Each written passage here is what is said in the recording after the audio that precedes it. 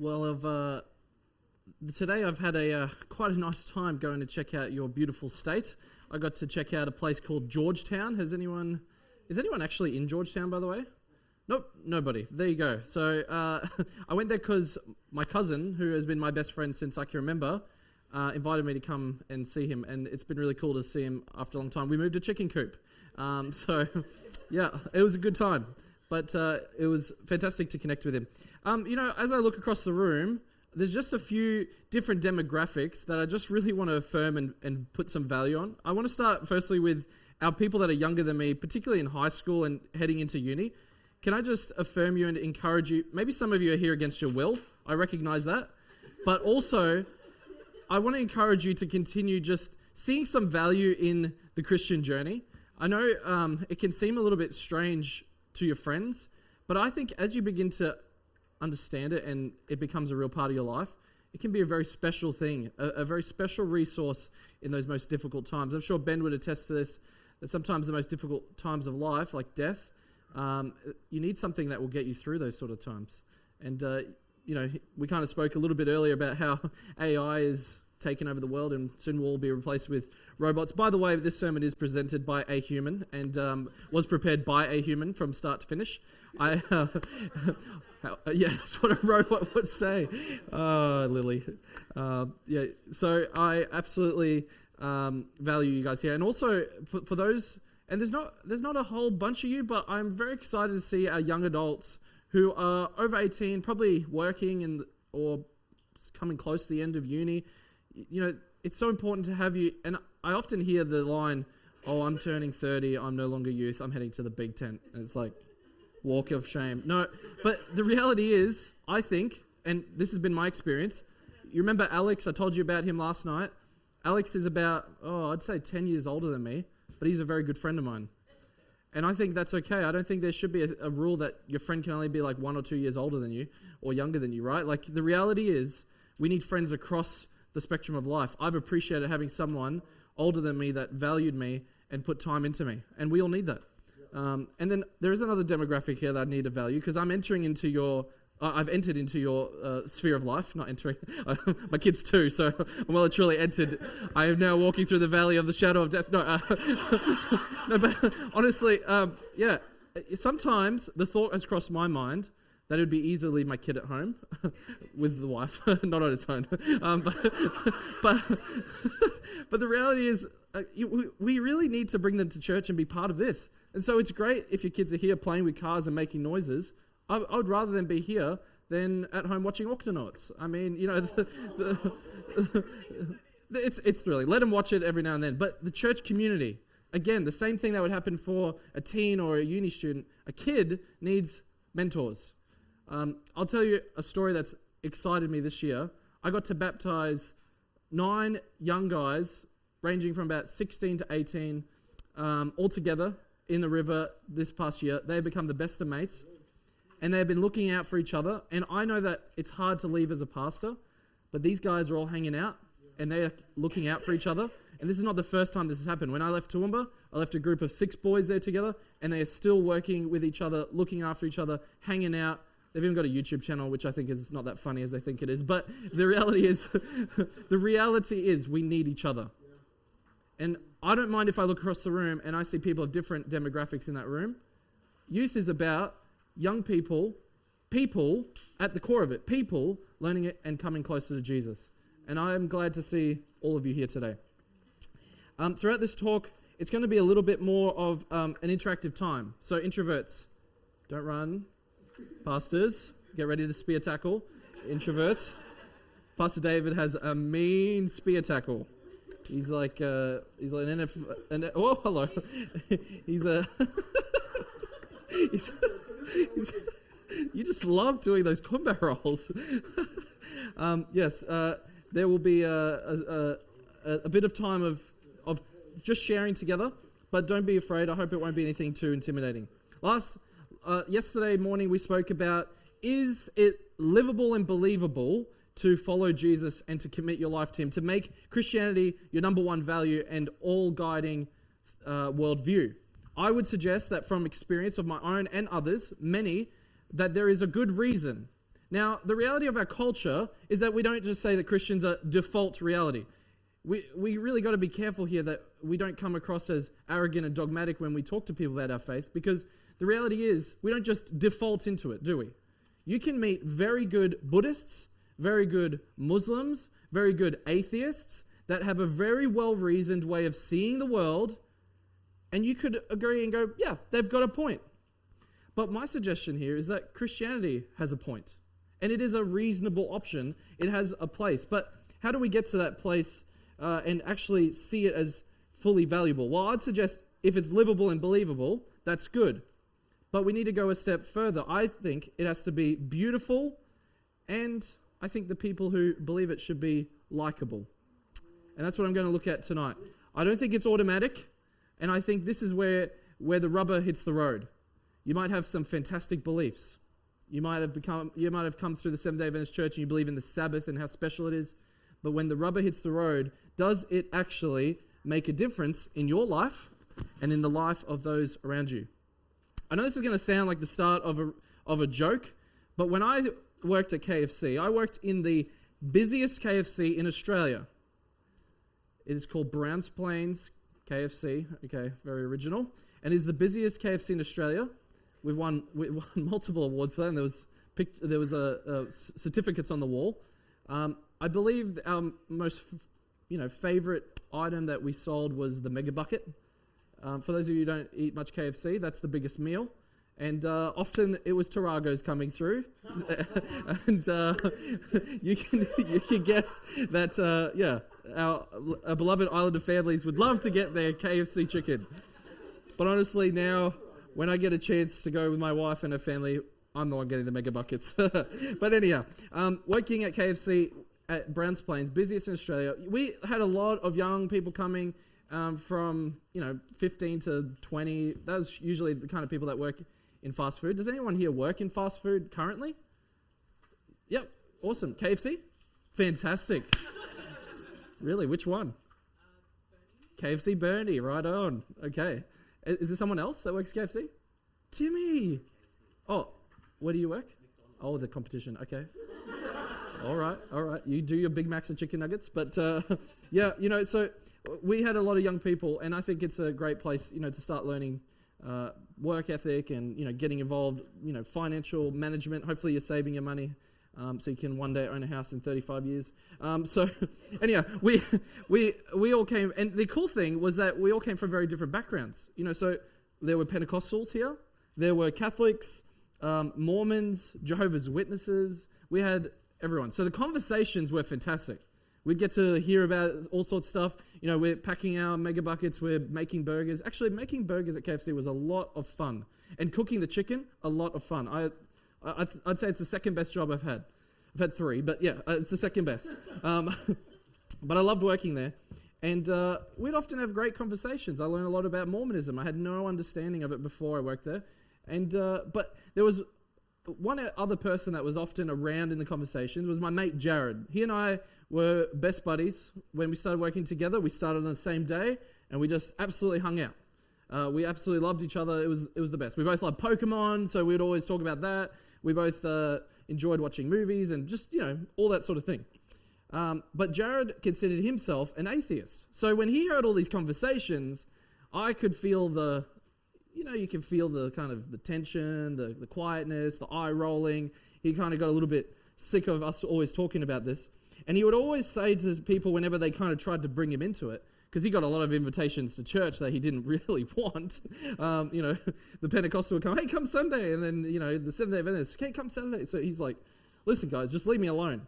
Everyone can believe what they want. I remember him doing this pretty, declared, in the middle of this. We tried to bring him into the conversation. What do you believe? He said, everyone can believe what they want. Just keep it out of my face, please. And it was in a bit of a bad mood that day, which kind of happens. His main gripe as we got to hang out, I was probably closest with him, so I got to hear a lot of the stuff that he believed, and I really took an interest in it. His main gripe was often that there was always conflict and problems. And he would point out, you guys aren't all the same denomination, you're all different. So why would I want to join any one of you? How do I know which one's the right one of you all? And then he would often, this was the time when there was a lot of terrorist attacks, he'd bring up those things. Religion just is a part of the problem of this world. No peace, no justice, just another part of all the problems. So his whole point was, if you could just get religious people to work together and realize that they all believe virtually the same thing, it would all be fine. It would all work out. Have you heard something like this before? Yeah, I'm seeing quite a few head nodding. You've probably heard it in a TV show, but I've summarized it as two perspectives that come out that I've heard often. It's either the not for me perspective or not near me perspective. That's great for you, Jacob. I've often heard Jared say to me, that's great for you, but please, it's not for me. That's not the life I want. I remember giving him a book that I wanted him at the time to discover and learn about, but he politely declined it. And it was a Christian book. It was something to help him learn a bit more. But that's the reality. That's the kind of context that we find ourselves in. And this is the world that you're raising your children in. This is the world of the university that you're heading out into. The reality is the biggest argument against Christianity and religion is often Christianity itself. Can you hear it? Well, you believe that, and it might be nice for you, but I don't really want anything to do with it. Please keep it away from me. And so what are some of the reasons I've heard, that I've experienced, that I think will be shaping this perspective? It's not that funny, fellas. Learn the cues of comedy. Okay, so the first one is inconsistency. I think this is an obvious one. You've heard it before. Christians are hypocrites, right? If you're going to talk the talk, you're going to have to walk the walk. You know, you talk a big show, and you guys seem to have it all together. Well, the reality is, there's cardinal pels that we hear about in the news, and we hear about the injustices of the church and all the money that they have, but they don't do any good. And so the reality is that those inconsistencies are just a turn-off for a lot of people. It's not for me. And often for us, this leads us to run away from the not for me argument right into the not near me argument. I remember chatting with a couple of friends that have moved from Russia to Australia, and I'll share their story with you down the track this week. But they are from Russia, which is a heavily secular country, and it's the government is virtually atheist in its philosophy.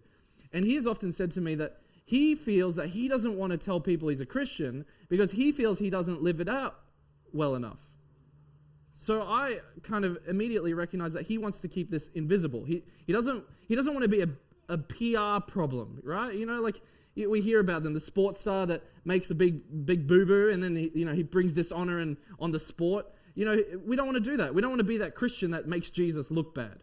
So if we just keep it between Jesus and me, then we won't walk into that problem. But what does that, in essence, do? It means that people don't actually understand or learn about what Christianity is. They never see it. It's just maybe something that Homer's neighbor, Ned Flanders, does, or Reverend Lovejoy. And, on The Simpsons, if this is probably a bit of an archaic reference for a lot of you, Reverend Lovejoy is like a complete, total doofus. Yeah, that's probably the word I can use. So this is the conception that a lot of people get of Christianity. And is media really the best picture for people? I mean, I definitely wouldn't value that as the first reference. So I think this is what leads to the not near me response. There's not for me and not near me. But then if we go from inconsistencies, the other thing that I've heard, and you're going to hear some of this, and I'd like you actually to reflect on these four things I'm sharing with you now in just a moment. Just with the people around you, reflect on what you would actually do to respond. But there's another belief that comes up a lot, which you'll hear, that religion is kind of like an elephant. There's a parable. It's like an elephant with a group of blind men touching the elephant.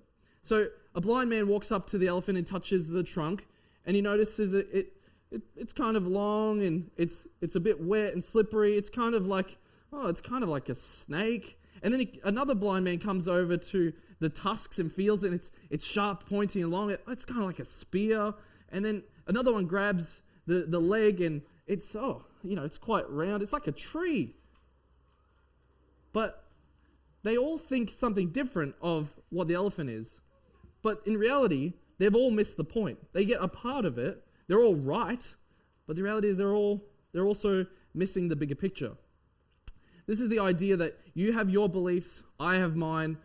As long as, we all kind of work towards the same common goal, then everyone's right. The Buddhist, the Muslim, the Christian, Seventh-day Adventist, the Pentecostal, it's all the same, right? This is the belief of something that's called pluralism. Have you heard that term before? Well, this is basically what it means. Basically, all beliefs are virtually irrelevant in life except the belief that all beliefs are valid. That's the one belief that is valid. And Christians are basically a category, but it's not everything. And they get a bit of the picture, but not everything.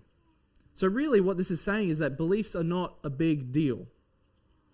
You have your beliefs, I have mine. It's kind of like you like Big Macs, I like Zinger Burgers. Does it really matter? You keep going to eat your food, I eat mine. I guess this leads to another one. So inconsistencies, beliefs kind of being irrelevant. But then the third one is arrogance. Have you ever met somebody who just seems to know everything? The Sheldon Cooper, and they correct you at every chance. And they think, they kind of make everything boring because if you say the wrong thing, boom, they're onto you and they've corrected you. The grammar Nazi. Yep. Anyone ready to admit? No? No one's that person? No? Okay. It's interesting. This kind of perspective has led to some people suggesting that, all religious beliefs, we need to be humble. The reality is all religious beliefs are conditioned by history or culture. If it wasn't for the place you were born, and maybe I could use David and Uriah as an example. If David wasn't born in the family he was born in, he wouldn't be a pastor. And if Uriah wasn't born in the family that he was born in, he would not accept himself or be part of the Christian belief or even consider it. Stephen, the only reason you're here is because you were born in Australia, right? And you have these certain set of beliefs, and that's why you've chosen to even be here in this tent today. I remember meeting Hytham from Egypt. He was a very interesting man, and I think he's a very intelligent man. But he said to me, if I wasn't born in Egypt and you weren't born in Australia, you wouldn't say that you're a Christian, and I wouldn't say I'm a Muslim. And I said, I was 18 at the time when I met him. I said, that's a fantastic thought, Hytham. I have no idea how to respond to that. A lot of good and intelligent people are not Christian, and they have great beliefs that make great impacts. It doesn't matter which belief you're part of, is the suggestion. And to say otherwise is to be arrogant, is to be forceful, is to think you are the know-it-all and the end-all. You're the Sheldon Cooper in the room. And that leads to the final thing, exclusivism. Exclusivism is that every religion sees a part of the truth, but none sees it all. And to suggest otherwise, well, you think you have everything there is to know about faith. You Seventh-day Adventists, you're a Christian. You think you know everything there is to know. What about all of these people? Are they missing the point? That's exclusivism. It's the idea that everything's equally valid. Everyone teaches something valid. And really, it touches at something we love as Australians. I think Vodafone used this slogan for a while. Fair go for all. Do you remember this? This is the value of Australians. Everyone getting a fair go. So I've shared a few things with you, and it's probably a little bit of head knowledge, but have you heard any of these perspectives from friends, or have you yourself even thought these perspectives? I want you just to share with the people around you, and maybe share a thought. What do you think? Would you hazard a response? Is there any ideas how you would respond to somebody who said to you, it's great you have your beliefs, but really everybody does. You're not that special. How would you respond? Chat with the people next to you.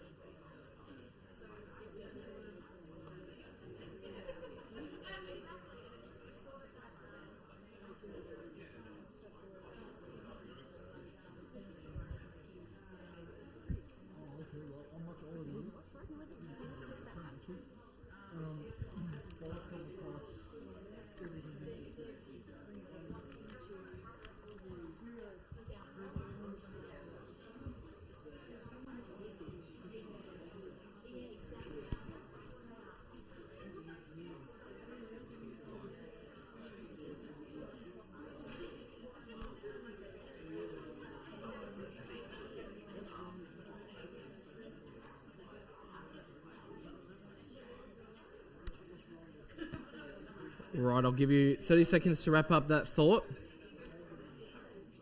I know it's not a lot of time.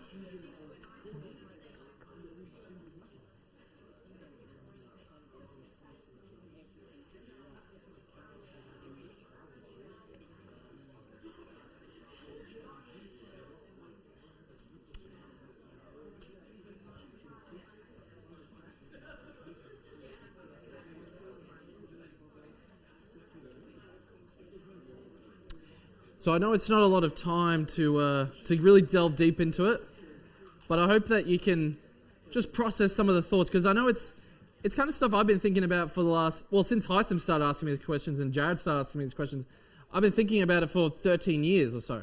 So it's really something that's, for me, I care about, because when I get challenged, I want to take it seriously, and I hope you're the same.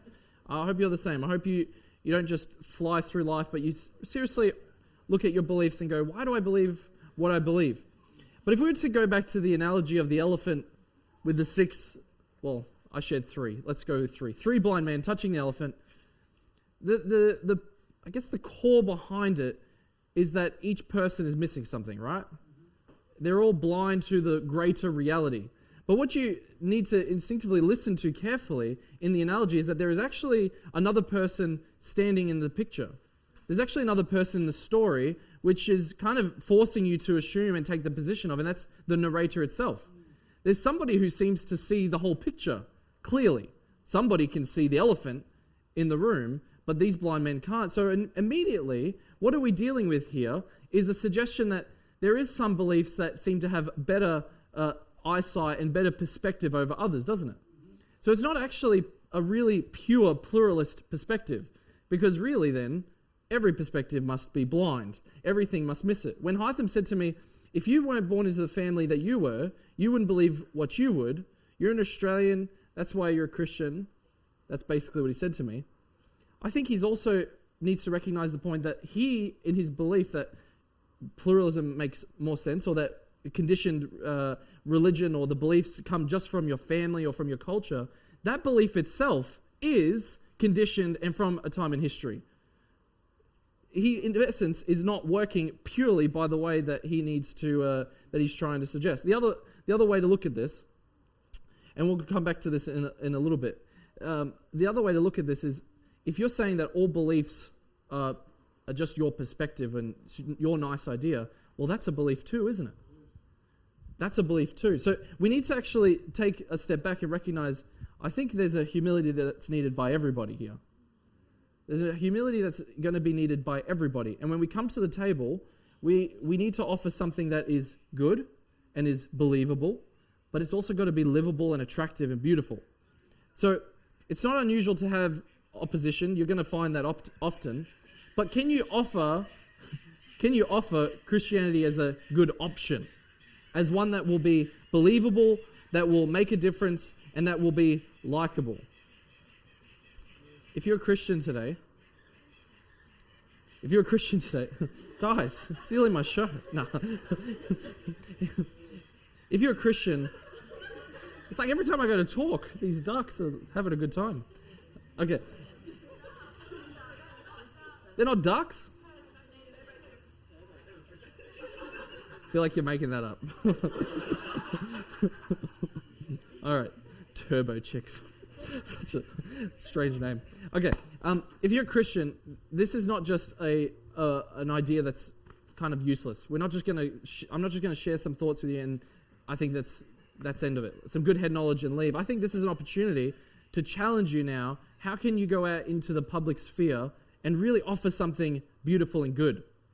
That's what I'm hoping, what we can walk away from here today. There's a lot of challenges to faith, and this is one of them, but it's not really the one that really puts the nail in the coffin, and then that's it. You can just walk out and never believe in Christianity again. I think in reality, and I'd invite you to open up your Bible. In reality, there is something very beautiful that we can offer to people of all other denominations or other religions and of other even philosophies that is positive. And let me share with you 7 from a really good passage. So Pastor Dave started taking us through it yesterday for Sabbath school. So 1 Peter chapter 3, beginning in verse 13. 1 Peter chapter 3, beginning in verse 13. 7 things that Peter suggests is important that we take with us as we encounter this. And it's very important to recognize that Peter's time and our time are not that far apart. Peter faced opposition, and Greco-Roman philosophy, Greco-Roman lifestyle in the first century was very pluralist. There were lots and lots of perspectives, lots and lots of beliefs. Not everyone was Christian. In fact, there were less Christians then than there are now. And Peter, who knew Jesus personally, who loved Jesus, who built a relationship with him, who saw him from the start of his ministry to the very end and beyond his resurrection, had faced some serious challenges. He has something to share here. Have you found 1 Peter chapter 3, beginning in verse 13? This is what he says. 1 Peter chapter 3, verse 13 says, "Now, who will want to harm you if you're eager to do good? But even if you are suffering for doing what is right, God will reward you for it. Don't worry or be afraid of their threats. Instead, you must worship Christ as Lord of your life. And if someone asks about your hope as a believer, always be ready to explain it. Do this in a gentle and respectful way. Keep your conscience clear. Then, if people speak against you, they will be ashamed when they see what a good life you live because you belong to Christ. Remember, it is better to suffer. Remember, it is better to suffer for doing good, if that is what God wants, than to suffer for doing wrong." The first one, which is in verse 13, is being eager to do good. There is a zeal that comes with being a Christian, but the key thing shouldn't be to prove people wrong. That should not be our priority, and our core identity values is that we can have the best answers and we can prove people wrong. Because as soon as you try to do that, everybody's going to leave the room. Nobody wants to hear it. So really the first thing that Peter says is be zealous, take it seriously, but take what seriously? Did you catch it in verse 13? What should you be so eager to do, to take so seriously, that will have an impact on the people around you?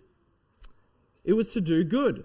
And in the context of which he's writing, there are people that want to put Peter into prison and the people he's writing to. There are people that want to put them into the stocks and even to execute them. But he still says, take very seriously doing good.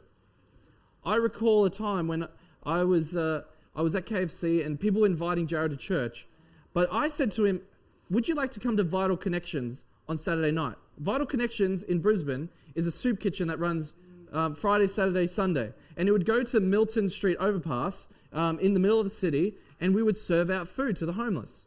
Now, I was invited to this by Alex, and it had a real impact on me. I was getting to meet homeless people. I was getting to talk to them. And best of all, we're having food together. I used to eat the food too. I mean, they said you could, and so I did. It was great. A free meal, and I got to give back. Well, I invited Jared to this, and he came along, and he said to me, you do this every Saturday night? I said, yeah. He's like, why do you always invite me to church? Why don't you invite me to this? I was like, well, I thought you wouldn't like this. He says, I love this. This is amazing. Jared would come every single Saturday. And one time I even missed it, and he went by himself. Can you see how doing good has a very real impact on people? And actually, you might have a friend who is a complete atheist, but as soon as you start putting a ladle in their hand and a plate and telling them to fill it and give it to that person who doesn't have any food of their own, you'll watch their demeanor completely change. Why? Why? Because there's something very human, something that is very intrinsic to us about helping somebody else.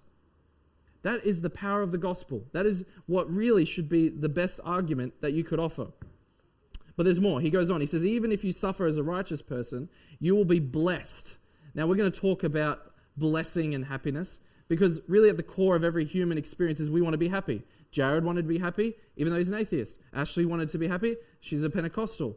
Jacob is a Seventh-day Adventist. He wants to be happy. We all want to be happy. And this recognizes that. Even if you suffer for what you're doing is right, God will reward you for it. You will be blessed. More about that tomorrow. He goes on. He says, don't be afraid or troubled. This is a very important one. He uses the word tarazo, which kind of sounds like Tarzo, which was a big thing that was back in the 90s, for those who remember. Fun. So it's a good way to remember it.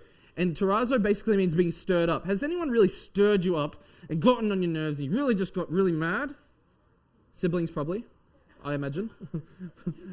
Have we been seeing a little bit of that, Nate, Tash? Yeah. Today in particular, right? What Peter says here is when you're challenged, and this is hard, when they're putting you in prison, don't be stirred up. Don't get mad. Now that's a big, big call, but what would it do if when people put you in handcuffs, you didn't try to fight back? Now he does make a little addendum later. Remember, it's for doing good, for righteousness' sake, for being having Christ holy in your heart, not for, trying to sell drugs on the street or whatever else you might do, right? It's for doing good, but don't be afraid, don't be troubled. When somebody has an alternative point of view to you, think about this seriously. How do you respond? What's your first response? If you don't think that that's the way if you don't think that you would get stirred up, just go on Twitter, or X as you call it now, or Facebook, and just watch how angry people are. Chuck a keyboard in your hand, and I bet you'll get stirred up too. But here's the thing. Peter says, don't go that way. It won't make a difference. I don't think anybody has ever changed their perspective because of a really killer argument that started with "you're an idiot." Point number 4, honor Christ as holy in your heart. What he's saying here is not to have impure motives. When you make Christ as the center of your life, the thing that motivates you is not to get more followers. I don't want to prove to my friends that my perspective is the right one so that everyone will go, "Wow, Jacob, you are so intelligent. You're amazing. I want to follow you." That's not the reason. Instead, he says to honor Christ as holy in your heart, to lift his name up. That's your prime motivation. But this is the cool thing. This is a very important thing here. If you look with me again at verse 15, it says, worship Christ as Lord of your life. And if someone asks about your hope as a believer, this is a very special moment. I've had people ask me this question in all sorts of places, on airplanes, in classrooms, at the deathbeds. They've asked me, what is your hope? And this is the key thing. He didn't say, what is the reasons for explaining to me where humanity came from? Tell me about creation versus evolution arguments. No, the thing that he says to share is your hope as a believer. Hope. What is hope? Hope is the substance of things not yet achieved or attained to. The evidence of things hoped for. Right? It's the things that we don't currently have right now. We look at the world around us and it's broken. Hope is telling us there's more. That there is a greater life to live to. This is the most important thing you could offer to people. When all people see is war, you can see the one who will get rid of war. When people only see death, you can see a time when Jesus will get rid of death forever. If you didn't understand that, let me tell you something. Let me tell you something. That hope is something that can change your life. It can change your life. And so if you can share that with someone else, that can change their life too. I think we should start seeing this kind of conversation, whether it be with an atheist or a Christian of another denomination or a person of another religious faith. I don't think we need to start seeing it as a war and we're hiding in our fortress and they're shooting arrows at us and we got to raise our shield and then volley back an attack. I think this is an opportunity to lower the gates and to start to listen and then to share something that matters. And that's why he goes on. What is the manner which we should do this? Verse 16. Do it in gentleness and in a respectful way. How do you know you're respected? Honestly. The amount of times I've heard teens say that their parents don't respect them. What are you looking for? You want to be heard. That's all that respect is. And this is, I'm kind of in the ballpark of this age group. I don't have a teenager yet. But I don't think I would respond with, you got to earn it. Because really respect is something we give to people and we need to listen. We got to see them as valuable. And then they'll rise to that. Then they'll give you the opportunity to share and then something very special happens there.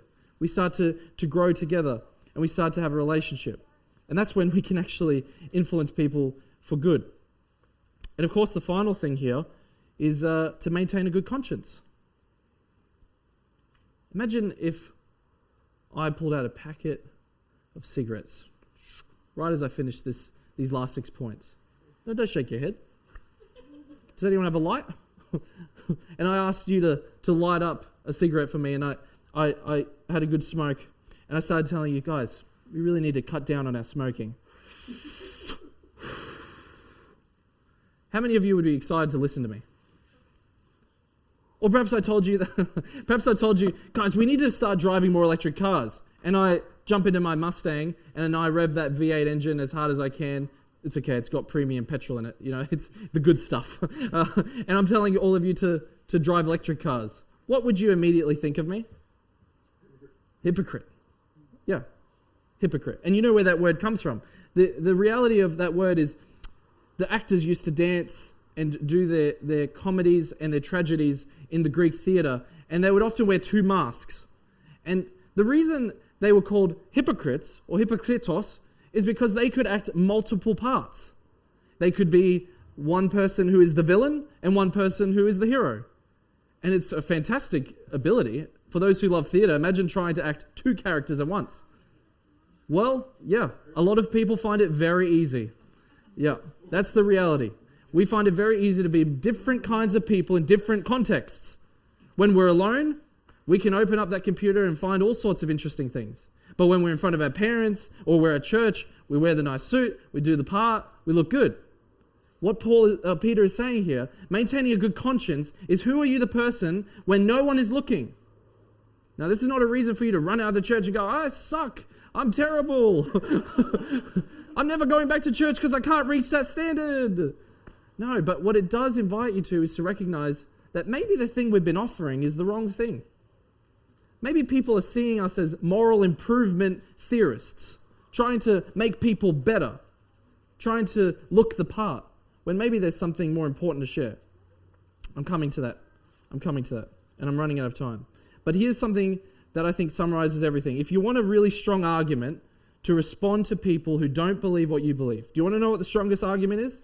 It's not logical, it's livable. The strongest argument is to be someone who is likable and lovable. What do I mean by likable? I told you a little bit about what I struggled with last night, for those who missed it, trying to be approved. I'm not talking about that. To be likable is somebody who can sit down with another person and really care about what they're talking about. To really care about their perspective. To listen to them and to love them, even if they believe something completely wild and you think is just crazy. But you still see that person as valuable. That's likable. I've heard some people say, Jacob, you're fantastic to talk to. But the last 30 minutes, they said all the talking and I said they're listening. Why? Because people want to be heard. People want to be loved. They want to be cared for. And if we try to respond with tons of arguments, we're just going to shut them down. That's why Jesus called us two things. You are the light of the world. And a light basically reveals what is in the room. Turn off the lights right now and you would all still be here. I just wouldn't be able to perceive you. Light brings out what is in people. What are the things in people around you that you can bring out? What are the Christian values that they already value that you can connect the dots with and bring it to them? What's the other one? You're the light of the world and you are the salt of the earth. If you put too much salt in something, you literally waste that meal. Salt is supposed to take what is there and enhance it. Tell me, how do we enhance people? How do we bring them up? We're not replacing them. We're not removing them.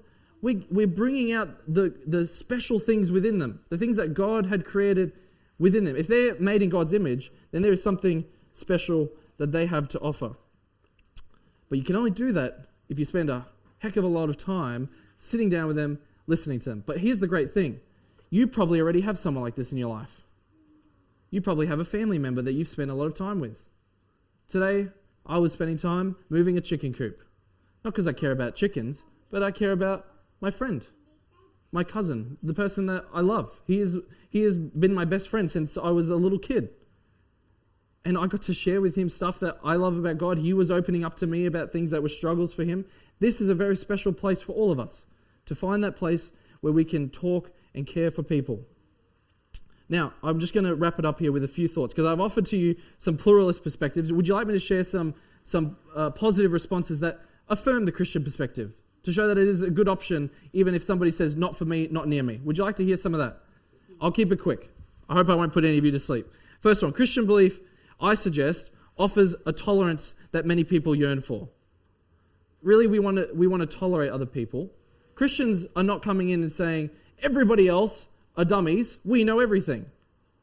Because at the core of it, we've always had this value that there are good things to find in other philosophical and cultural values. I'll give you one author who is from the 2nd century, who's a Christian. His name was Justin Martyr. He said this: "Whatever things were rightly said among all men are the property of us Christians." What does that mean? If somebody said something good, then we can find some value in that. Even if they consider themselves a Muslim or a Buddhist or an atheist. Christians don't need to be afraid of the fact that there are belief systems that have some good stuff in them. That there are other cultures out there other than Jacob's Serbian Australian view. I can listen to people from other beliefs, other cultures, and there is good in it. And we really need to hear this, but it's not the white man that knows everything. We need to hear each other's perspectives. We really do need to start listening to others. And this is one beautiful thing about Christianity. Christian belief is considered the most elastic belief on the planet. If you were to look at a graph of where the locations of all religions are found, you would notice that Hindus and Buddhists are largely based in Southeast Asia, in Asia. It's a very Asian-based belief system. If you went to Islam, you'd find it in Asia, but predominantly in the Middle East. But when you come, and I guess if you were to think of atheism, we'd find that mainly in Australia, New Zealand, Canada, United Kingdom, Europe. That's where it's localized. But when we look at Christianity on the graph, it is evenly spaced out between all the 7 continents of our planet. Every nationality is represented evenly. Why? Because Christian belief at its core is not about coming in and changing everything. It's about recognizing that there's good in those values and beliefs, and we can influence it for good. We can enhance it. Jesus created all cultures and all beliefs.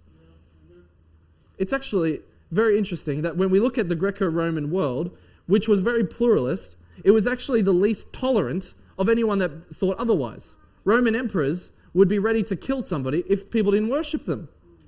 You call that pluralism? And you call that tolerance?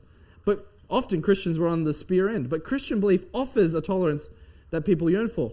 Tell me, who here paid money to enter here tonight? I'm not talking about staying at the camp, but who had to represent to me and show to me that they had enough money to consider themselves worthy to sit in these seats? Who represented to me their genetic family tree and show that they were allowed to come into this tent because they had a great family lineage worthy of it? Did anyone have to do that? Why? Why do we not have to show our wealth or our merit or our money or our ancestry? Because that's not what makes us a Christian. It's not about how good you are. What makes you a Christian is how good Jesus is. This is the key difference between Christian belief and all other beliefs. And there is a valid difference. Christian belief says it's not about how good you are. No one is good, no, not one. That is the key difference. You don't enter in because you are morally improved. You're actually entered in because you suck. And so you should expect if there are people better than you in Australian culture. So when we hear people say, I'm a good person, Christians say they're good people and, I don't need that. Well, actually, we're not saying we're good people. We actually expect the average Australian to be better than us. What makes us a Christian is that we recognize that we're not good enough, that we don't make the cut. It's very, very interesting, very different. And what that actually does is it builds a whole value system on all of us have equal opportunity to enter into this amazing thing we call Christianity. Are you with me so far? I can see a lot of you thinking on this. This is an important distinction that we need to make. Not all religions are the same, and this is the sad thing of pluralism. It kind of just paints them all in the same brush, and what does that do? If I was to do that today, of all the different cultures represented here tonight, what would I be doing? Oh, you're all the same. I would be disrespectful. I would be dishonoring of your culture, of your background. So when we do that of religion, we're doing the same thing. We paint it with a brush and say it's all the same. No. There's value across all of them, and there's difference, and we need to recognize that. And of course, if we start saying, well, they're all accepted, it's all relative, well, so is that belief. It doesn't work. Christianity has a system that works. It makes sense. We can actually recognize that there is good in others, but we offer something ourselves. So it's not arrogant to say, hey, I believe in Jesus. I follow him. It's not being exclusivist. It's just saying, I see value in this. It is a good option to live. And I want to invite you to that. But remember, the key thing here is that if we try to push the argument before we recognize the person and we actually love them and we're likable, it's all over. It's all over, Red Rover. That's what my dad always used to say. I feel like my dad. I want to pray with you, and I don't know if we're singing another song. So we are? Let us sing together, and then I want to pray with you. But I want you to reflect on some of the stuff I've shared tonight. And if there's still stuff that you're thinking about, on Thursday night, I want to use that time as a time to have any question that you might have. If there is some particular belief that you feel has been challenged, I want you to start thinking on that now. And Thursday night, let's go through them. The script is yours. You're going to write the sermon. But for now, I want you to recognize, what is the most important argument? You are. You are the most important argument that you can offer to your friends. And it all starts just by listening, by being that friend. Let's sing together.